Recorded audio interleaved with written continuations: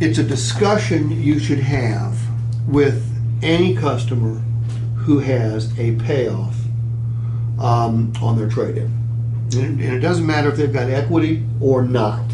You should have this discussion. You know, in a little bit we're going to talk about cash down. This is the easiest way I know to help a customer see the wisdom of putting cash down.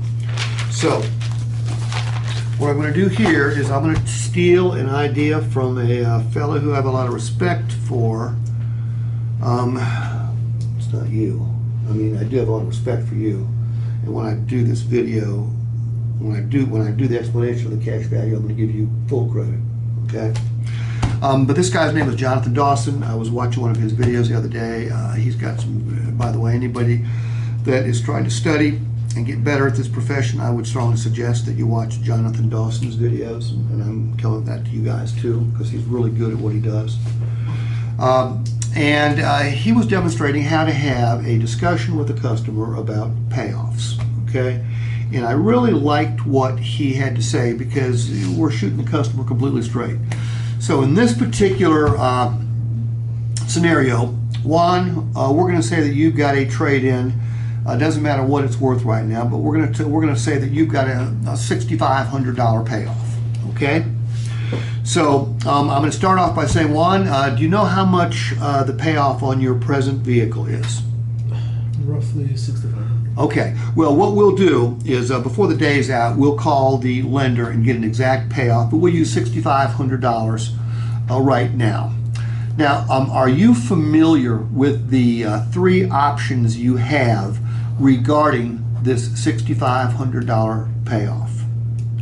No. Okay, all right, option number one, all right, and this is what would be the best thing for anyone to do, including you, but I'm also going to let you know that most people don't do it, and for the simple reason that most people can't do it.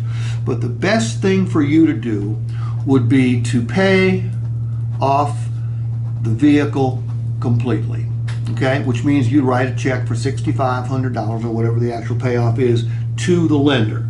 Because when you do that, okay, four things happen, all good for you. Number one, you get to use the entire equity in your trade towards the purchase of your next vehicle. And when you use the entire equity, well, you end up with a lower payment, which I'm going to guess that would make you happy. Yeah. You pay fewer finance charges.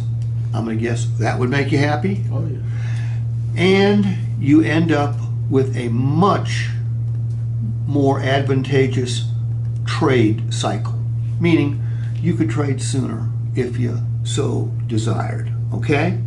So option one would be pay off the entire vehicle, all right? Option two would be pay off a portion of the vehicle. $2,000, $3,000, $4,000, whatever you were comfortable with, because when you did that, again, you wouldn't be using the entire equity, but you'd still be using more of the equity. You'd still have a lower payment. You'd still enjoy fewer finance charges, and you would still have a more advantageous trade cycle.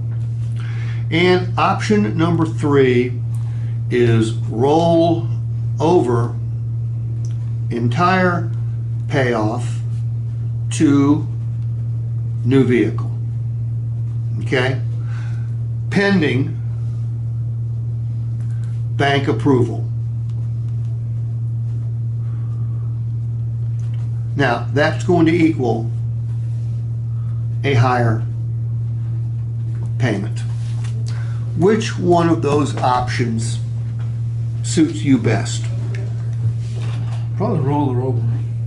Okay, so you want to roll over the entire payoff to your new vehicle, and you've got no problem with the higher payment. Well, maybe I can do a partial payoff then. Okay, could we do half of the payoff? Yeah. Okay, so we could do $3,250. Yes.